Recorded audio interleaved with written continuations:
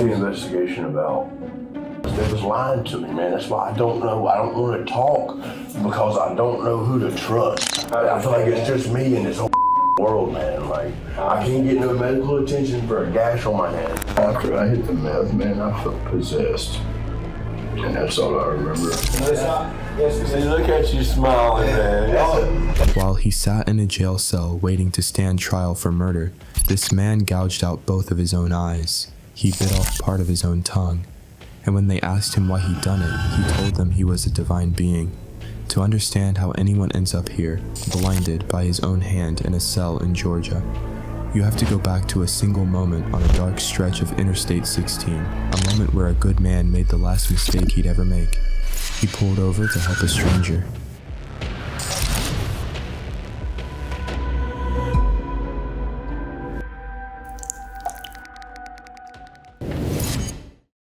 Smoking cigarette. Yeah, you got blood all over. Hands cut open. Yeah. All right, get up in there. No, get up in there. Man, listen, fellas. Don't make me turn in the hole on you, fellas. Hey, bro, I'm just kidding, man. The man in that patrol car is Robert Brandon Keller. To understand how he got there, you have to go back a few hours to a stretch of Interstate 16 in Bulloch County, Georgia, on the night of October 14th, 2024. That night, 43-year-old Bruce Dupree, a man from Metter known for stopping when someone needed help, pulled over to give a hitchhiker a ride.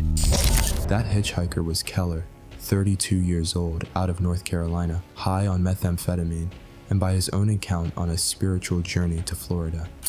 Now, can you have some water and smoke a cigarette? That's the least of your words. Go ahead, get up in that car. Man. Go ahead, get up in that car from Get in the car. Put your feet out. Watch your feet, watch your legs, watch your head, watch everything. Have some water, man? Yeah, watch wait a out. minute, put your Watch legs out. up. Watch out, man. Move your legs. I'm not gonna say it again. Move your legs, bro. Move your damn legs. Where are you from? My mama. Where do you live at? I don't have a house. Where your mama live at? She's on the road. On the road? Yeah. Where are you coming from?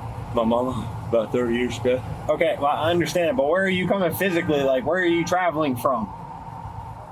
I don't remember. You don't remember? You don't remember who you rode with, your car, or anything like that? But this is the only thing that's throwing me off, because this guy's got facial hair. Yeah. He don't have any facial hair. He got some. I don't know if it's Let me see. Let me see. Let me see. He got some. He got a little bit. He got a little bit. He got some. Yeah, he got facial hair. Yeah.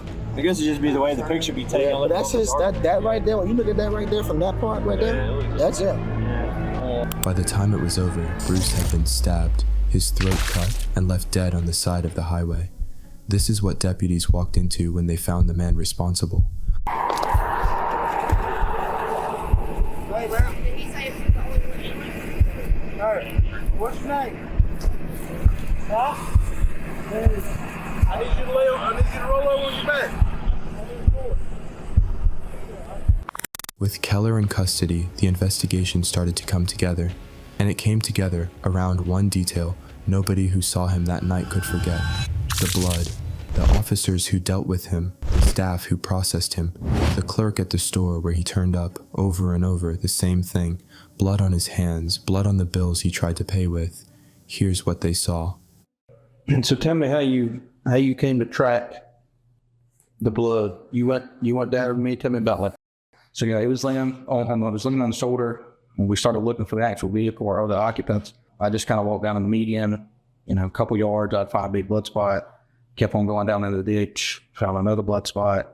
There was a downed tree from the side prior, where it looked like he had laid across it. Just blood all the way across it. So I continued walking. More blood, little blood, and then there was a big spot of blood right outside a creek bed that was down in the median. That's where the blood stopped right there. When we got the patient, he was covered in blood, and we thought that he had a penetrating injury to his neck, possibly caused by getting ejected. I personally saw on forearms, hands, lots of scratches, lots and lots and lots of scratches. I asked him what his name was. He moaned something. I couldn't tell if it was his name or anything like that. And just when we get him in the back of the truck, he couldn't talk anymore. He was looking up at me and doing like this, and then doing like this in his chest. I was saying couldn't breathe. So while we were working, I noticed that he had a lot of blood And I was thinking, well, we're so far from the hospital. This is Keller 3 days after Bruce Dupree died on that highway. Before detectives can ask him a single question, they have to get through his rights. And through the only two things he seems able to focus on, a shower and a cigarette. I think a conversation's the best to have, honestly. I've had some real sleep and rest. Okay. I still feel like I'm coming down from drugs, man. I hate it. What kind of drugs are you? Meth, I guess. I remember that's all I remember doing was some meth. Okay. But as far as that goes, man, I just want some rest before anything else is said, please. Okay. Let me just ask you a couple basic questions. Where do you live? I'm on the streets. On the street? Yep. You don't have a home As address? far as that right now, man, please can I just go to sleep? I've been trying to have some good sleep and rest. Well, my feet are swollen and black. I'm gonna please just kind of have a shower and somewhere to sleep right now. Well, I'd be more willing to talk then. okay. Let me just ask you again something. I understand that you've been staying on the streets, but where on the streets? I mean, Wherever I can find. I know, but give me a city. Where were you last at? What city were you last in? That's why I had to ask him, man. I asked him a little bit ago, where am I, man? I didn't even know. Yeah. I did some drugs like the meth and I just got lost in my head, dude. It's been since May since I had done any drugs. And when I hit that, just like just did a complete 180 again. Okay, but what town that you were I last don't in remember. that you know? I don't remember. I was working with a guy, and that's it. That's all I remember. And we did some meth one day, or one night, and I left out like a day later, and I just, everything got foggy. Okay. It's weird. You were doing what kind of work? Around the house, we're just maintenance. Maintenance, construction type Yeah. stuff? Okay, Yep. okay. Do you have a next of kin or relative? Not really. It's just me. Okay, I don't have nobody I can call or anything. So okay. And how old are you? I'm 30. Okay. Please do. I get some sleep now. All right. And have a shower. Well, here's what we're gonna do. Let me go out here and find out what kind of hold cell we got other than what you've been in. And I mean, I'll go back out there if you got a blanket I can lay in. Yeah, I don't care. It's fine. they didn't have a blanket for you in that room? I haven't asked. Okay. I've been so spacey, man. I haven't had no sleep. Yeah. What you been doing since you got here? Have you been here, what, a day or so? Pacing. Okay. Just like sitting up against a wall. Not even getting no sleep. Okay. So let me check on something. Just sit tight now. We're fixing to carry you outside and do that. But before we do that, I want to read you your rights, okay? We need to discuss a couple things. You feeling better though? You're not as cold as you were yesterday? Yeah, per se. Okay. All right. You have the right to remain silent. Anything you say can will be used against you in court of law. You have the right to talk to a lawyer and have him present with you while you're being questioned. If you can't afford to hire a lawyer, won't be appointed to represent you before any question if you wish, and you can decide at any time to exercise these rights to answer questions or make any statements. You understand your rights? Okay. I do not consent. You don't want to talk?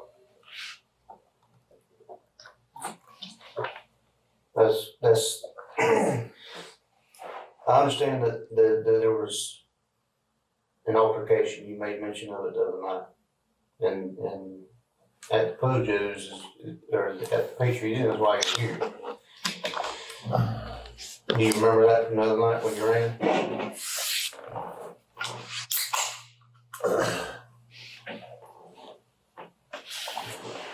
You remember telling the folks that you had an encounter with somebody and we just trying to figure out what all happened with that? So you gonna be willing to talk to us? That's why we have to read this to you, because you're in custody from being picked up at the Patriot Inn.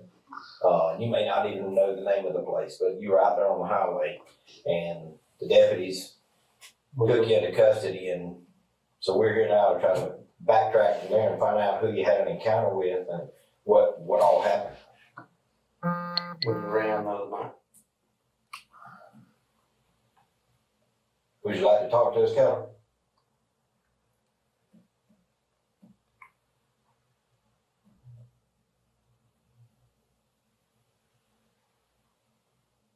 You know, you mentioned yesterday when we were here that you wanted to get you a good night's rest and You mentioned I'd have a shower and a cigarette too, but look at it, I'm still sitting here batheless. okay, No we're gonna tickets. work on getting I you done a told you I do shower. not consent. Without, I mean, You did not consent to what?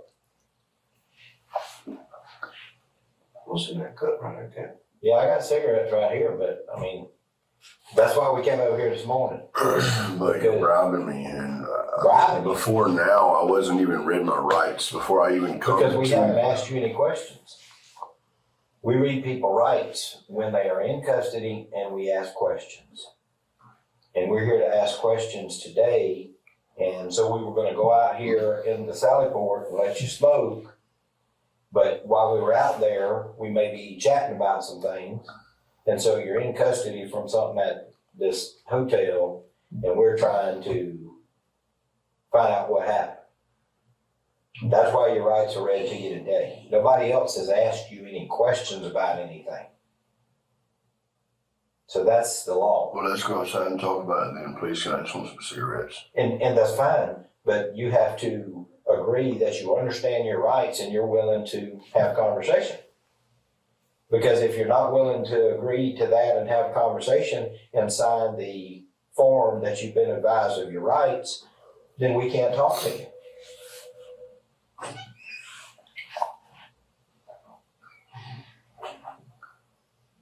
So nobody's bribing you about anything. You mentioned yesterday you wanted a Coke. Got your Coke. You mentioned yesterday you It's so bad for you. I shouldn't even be drinking it. It is. I'm drinking a Coke too, dude. You said you want a cigarette? I mean, we're not bribing you with anything. You requested. When you watch these shows, this is what they get, you know, and I feel like, you know, I ought to partake too.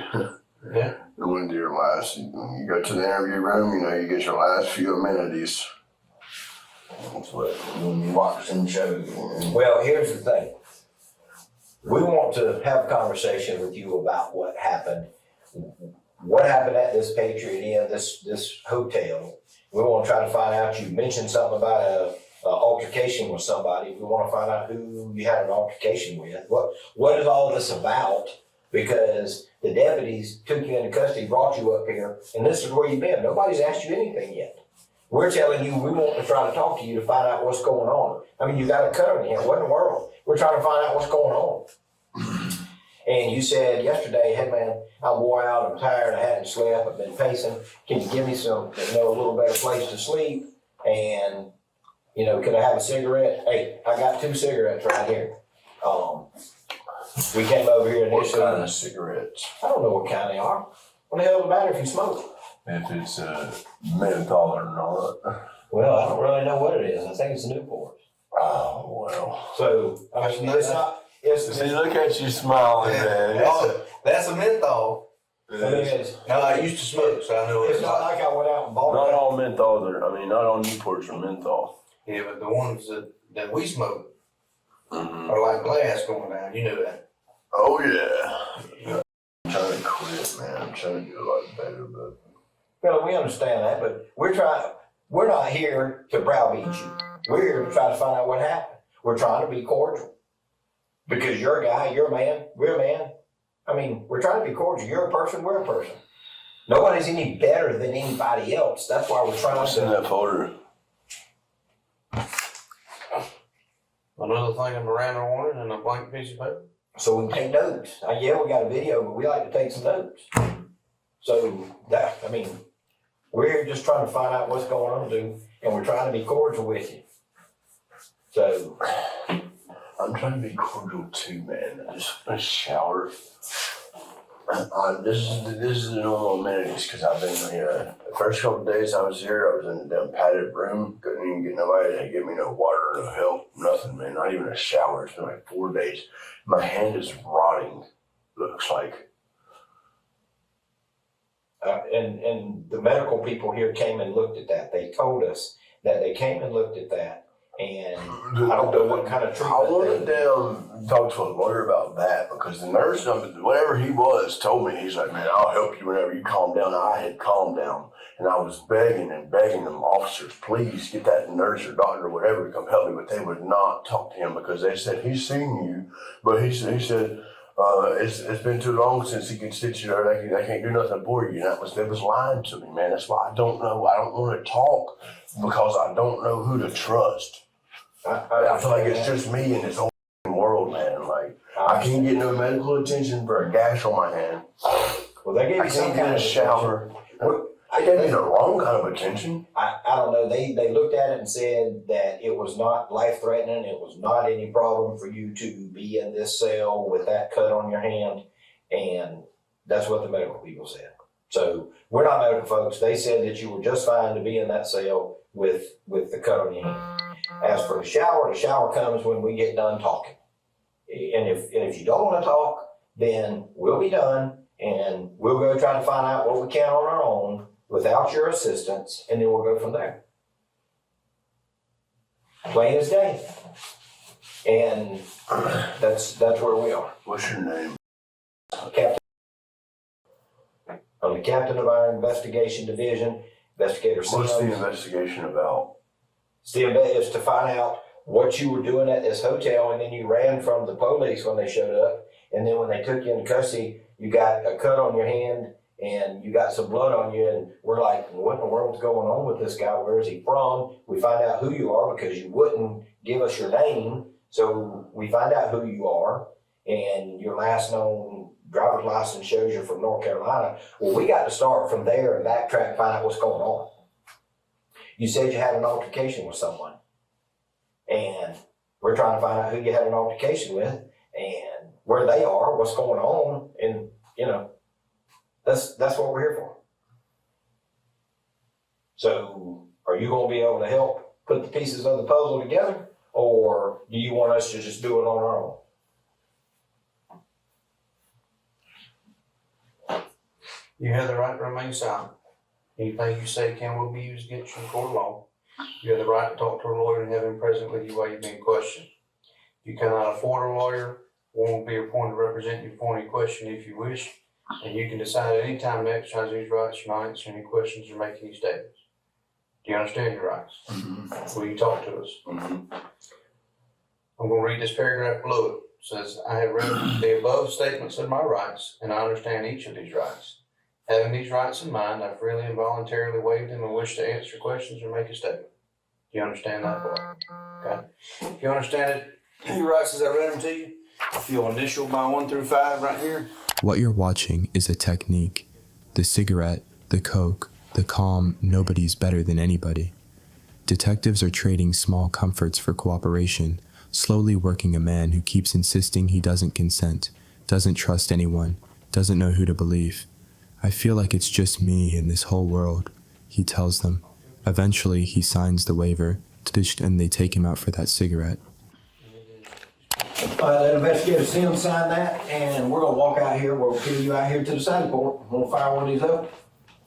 I'm not contributing to your bad habit. I went up furnished you with 2 coats, and now I'm giving you a cigarette. I mean, hey. Hey, we all got a poison those guys.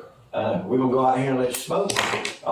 Maybe that'll help your nerves a little bit. Then we're gonna come back in here and talk. Mm-hmm. We can always take another break, but we come back in here and talk. And when we get done doing this interview and a couple other things this morning, we're gonna let you get a shower. All right? All right. Nobody bribing nobody. We're trying to be cordial. You be cordial. Let's all talk. All right? Keller finally signs and they take him outside for that cigarette. And out there, in the small talk, the picture starts to form of the man Bruce Dupree pulled over for. He says he doesn't even know who he is anymore. That the night Bruce died, he'd climbed a cell tower and thrown his phone off it so no one could track him, then torn off his own shoes in the water so the dogs couldn't follow. This is meth. This is the mind that was sitting behind Bruce in that car. What do you go by? I figured you already know everything about me. We do, but I just didn't know what you prefer to be called.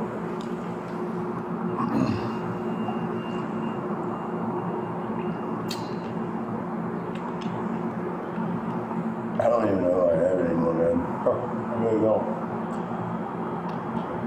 Till somebody tells us, you know, I'd rather be called this or that, we always just call folks by their last name. Robert is my grandfather's name. And Robert. I can't live up to that name.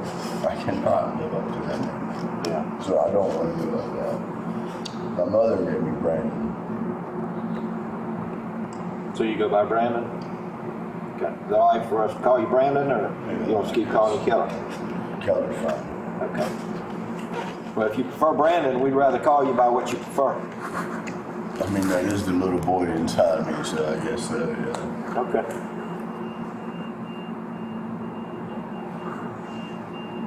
Your mama live in North Carolina? I don't know where she is right now. Haven't talked to her lately. You got any siblings? Yeah. Talked to them lately? I haven't talked to nobody yet. I climbed halfway up a tower and threw my phone off of it. When'd you do that? That night, right before I went to the hotel. Climbed on a tower Yeah. and threw your phone off of it. Yeah, I climbed up the tower halfway. That's why one of the reasons why my feet hurt so bad. I climbed up on the tower for a few years, working on those. Okay. You didn't have shoes on the other day when they picked you up. Where's your shoes at? Side of the highway. What highway? I don't know. Out there, but where the hotel was? Somewhere out there? Yeah, close to it. Why'd you pull your shoes off? I ran through some water. I'm trying to keep the dogs from sniffing me out. Okay. The longer they talk, the clearer it becomes what kind of state Keller was in the night Bruce picked him up. He tells them he doesn't know who he is anymore. They bring him back inside to get at the one thing that actually matters. What happened on that highway? This is the closest they will ever get to an answer. Why don't you start where the deputies took you into custody there on the highway and just back up a little bit. You told us a little bit about throwing the phone off that tower behind that hotel or whatever. Where did you encounter somebody and who was I it? don't remember, man. I smoked meth with that dude, and then my mind was just gone, dude. I don't remember really anything. I remember cutting my hand, and that's it. What'd you cut your hand on? A bicycle. A bicycle? I was riding a bicycle that the dude that I was working with gave me. I left out walking, and then I don't remember really anything. I mean, my mind is just like.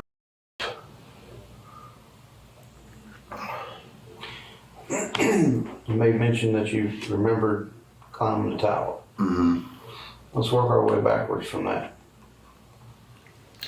So, where were you prior to you climbing the tower? Walking. What happened to the bicycle? The chain popped off of it. How far away from the tower did the chain pop off the bike? I was walking before that. Okay. You were walking before the chain popped off the bike, and then you had to start walking. Let me add something here. From where you climbed the tower in that area to Pooler is about, say, 30 miles on I-16, Interstate 16. Is that where you were walking from, or you were riding a bike from there, from the guy you were working with? Were you riding the bike down the interstate, or what? I think I left walking actually, because the bicycle, the chain kept popping off, so I think I left walking. A bicycle. After nearly 2 hours in that room, that's the answer Keller lands on. The only wound he'll take ownership of is the cut on his own hand, and he blames it on a bike chain that kept slipping off. The man who stopped to help him, gone. The town he came from, the car, the highway, what he did in that seat, all of it, gone. He'll give them a scratch. He will not give them a killing. You remember what you had on when the deputies arrested you? What clothes did you have on? Blue? Like blue what? No.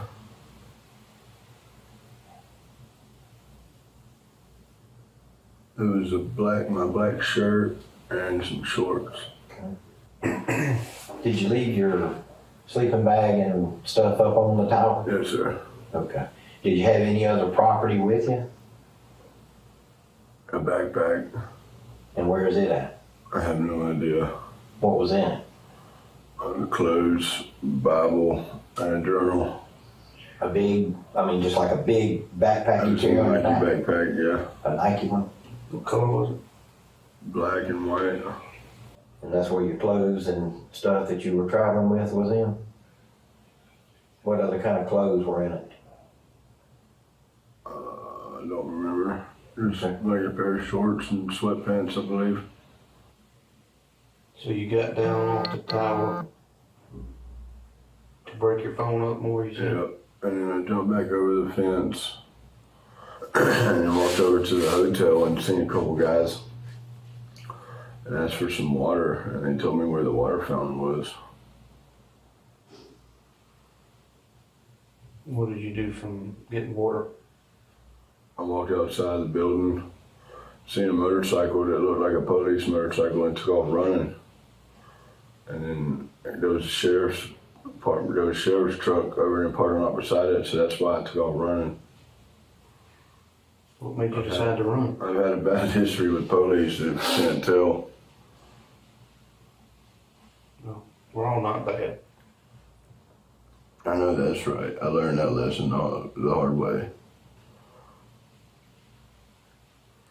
But you saw the police. What triggered you to run? I got a warrant back in North Carolina.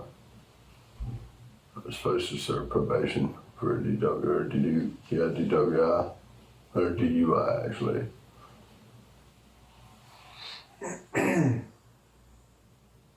That's the only reason why you ran? Yeah. For a little misdemeanor warrant that ain't gonna come get you for? I didn't know.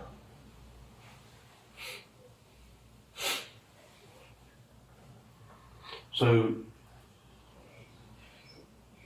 when they took you into custody, do you remember anything about that? No. I remember riding in the car and making noises about it. Like the whole time I just was trying to figure out why I was in a cop car. I think that's when you told one of them, where you said something about, is the guy okay that I had an encounter with? And that's what we're trying to figure out. Who did you have an encounter with? I've seen so many people, man. Did you get in a fight with somebody? I mean, you're saying, is the guy okay? Did you get in a fight with somebody?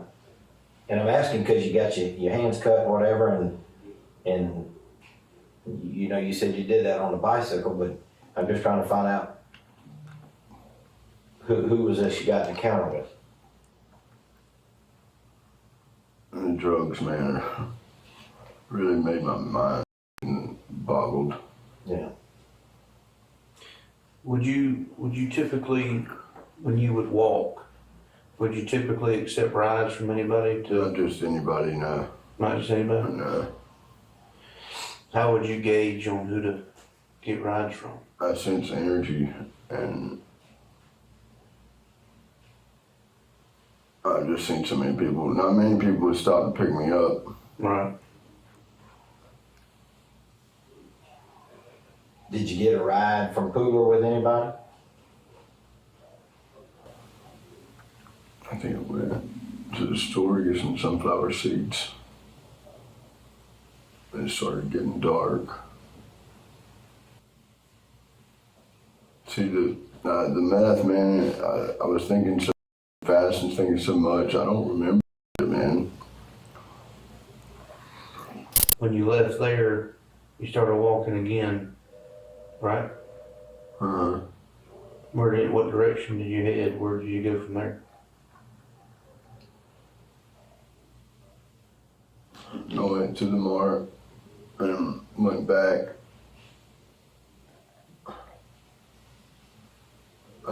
I kept going a little bit and then turned around. See, I don't remember. God, I was 6 months clean off of drugs, man. I feel so dumb for even doing it. You said you smoked meth with that dude. Who you talking about? What dude? One of the guys that I was working with had some.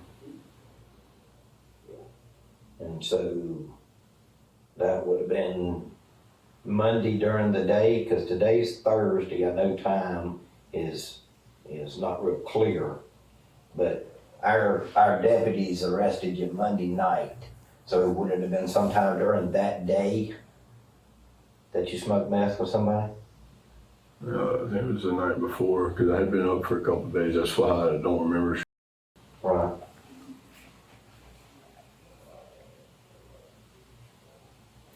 So maybe Sunday you did it, or? I think so. Okay. How far away from this guy's house or wherever your tent was it to the store? I don't know. Okay. I gotta take a man. Can I take a shower, please, and just lay back down? Let's ask you a few more questions, and because I think I'm watching you, and you think if you sit there a minute, I think you're trying to remember and help us out. My mind is jumbled, man. Let me ask you this: before you went over to the tower, you had gone into another convenience store and bought a drink or something. Within just a short time prior to going up on that tower. And the reason we know that is because the clerk from there called and said that there was a fella buying a drink and he had blood on his hands. And so that's where we went over there. The deputies went over there looking for you there, and that's how they came across you on the other side of I-16, because the clerk over there said you had come in and bought a drink and had blood on your hands, and when you gave him the money had blood on it. And so we were trying to find out who that was, because we didn't know exactly what had happened to that person, being you, and didn't know what the injuries were and how you sustained them and how you got them and all that. So do you remember going into that store and buying a drink and then walking across? You don't remember that? And after you bought the drink, you came back in and went to the bathroom. You asked for a rag. I think I was gonna take a shower. I remember the clerk saying something about a shower back there. Yeah. That was a truck stop. That was a truck stop convenience store, and that's where you went in and paid for the drink with some bloody money. And so again, that's where we were trying to find you, and we couldn't find you there, and the deputies were looking for you.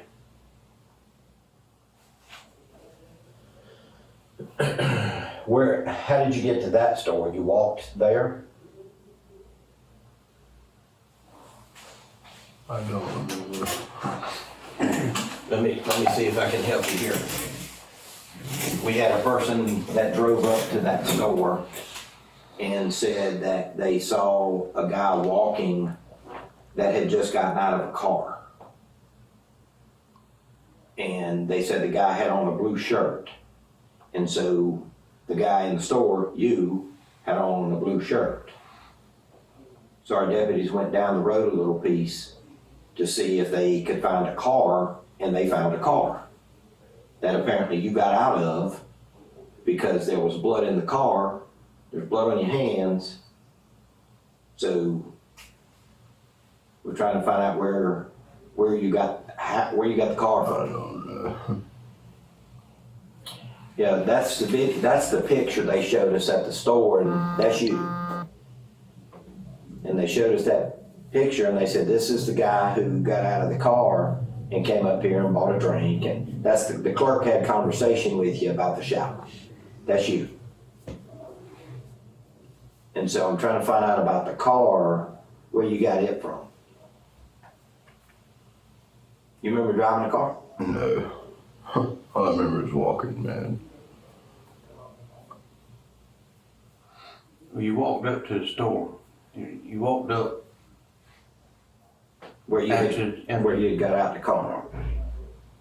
All I remember was walking. Keller says he doesn't remember, not the highway, not the car, not Bruce, but other people remember him just fine, because not long after Bruce Dupree was left on that highway, Keller walked into a store, bought himself a drink, and paid for it with cash that was soaked in blood. Blood was still on his hands. The clerk behind the counter never forgot it. Can you run me through when he walked in, what all happened, what you did, what transpired, all that good stuff? He came in like 9:15. Came in like fast. Went straight to the cooler, grabbed him a cherry coke, came up to the counter. Didn't really have his head up, was looking down the whole time, didn't even set down the cherry coke, was holding it. Threw down 3 1s and a 5 on the counter. They were all bloody.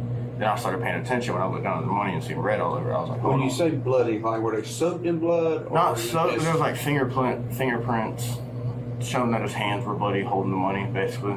And so I looked at him a little closer. His hands were covered in blood, neck, jawline, all down, covered in blood.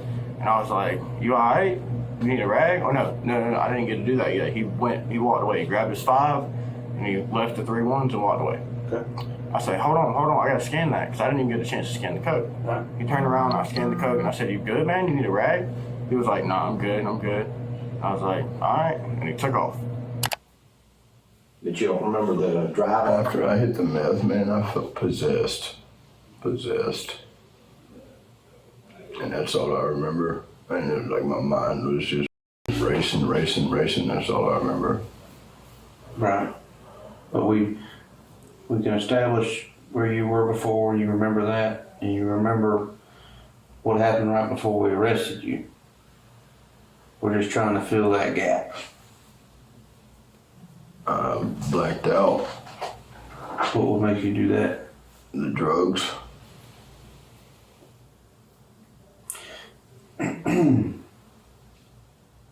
How long would it typically last? I really got A hit of meth. Sir, How long would a hit of meth last you? I don't know. I smoked a lot. I kept hitting it. That's all I remember. I felt so stupid for doing it because I had just gotten 6 months chip at an AA meeting. Yeah.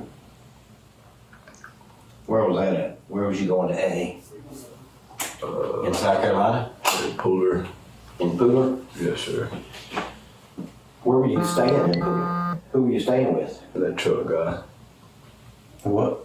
That truck guy. Do you know the street? No. You don't know the street that you all were staying on? Was it were you living in an apartment or what?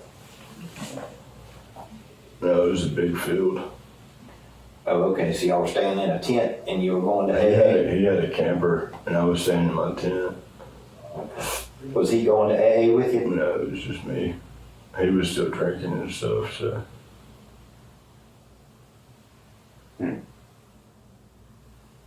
Where did you meet him at?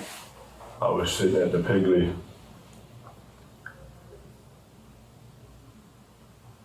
With a sign that said, we'll work for coffee and food. At the Piggly Wiggly in Pooler? He approached you and that was it? Yeah. Can you take a shower, please? Lay down. I'm The done car. talking, man. I'm done talking. I don't know. Well, let me ask you this. When you get a shower and all that, will you consider talking back with us after that? I can try to think about it, yeah. Okay. I just really take a shower, man. Let me ask you again, because I want you to jog your memory.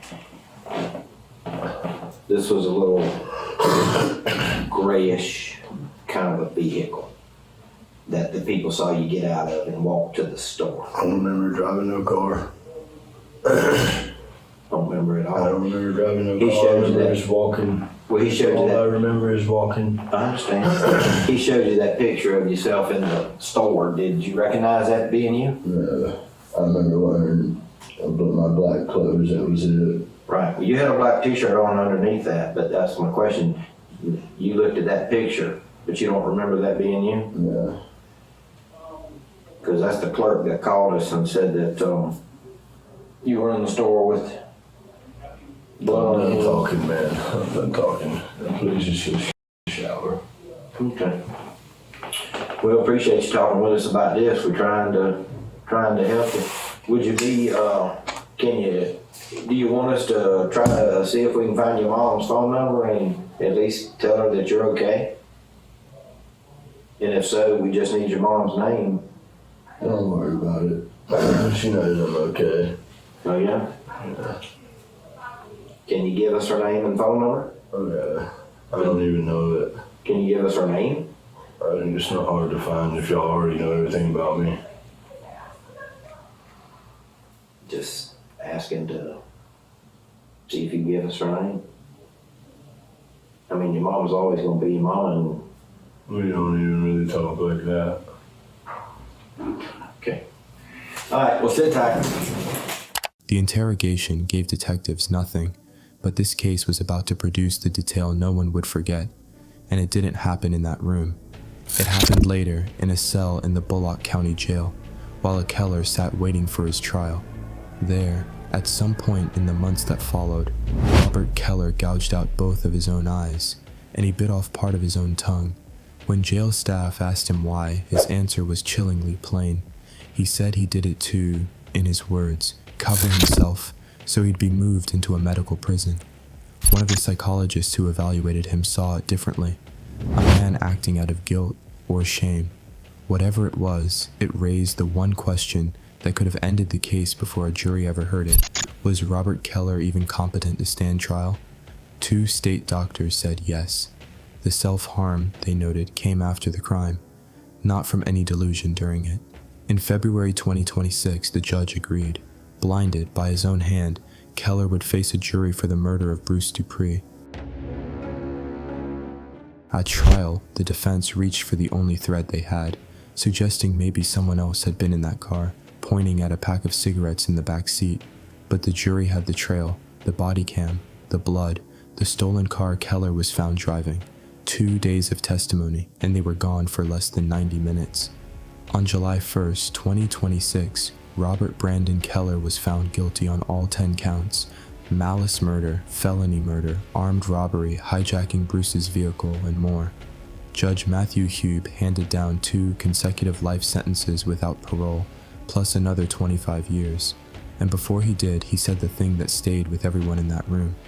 On October 14th, 2024, he said, "Bruce Dupree represented the best of us. A man who stopped to help someone he thought was in need. Robert Keller represented the worst of us. Bruce was 43 years old. He was known in Metter as the man who stopped, the man who couldn't drive past someone who needed help. And on the last night of his life, that's exactly who he was. We extend our condolences to Bruce Dupree's family, including his niece, Mandy Moore, who told the court that no other family should ever have to go through what theirs did. Thanks for watching, and subscribe for more disturbing cases."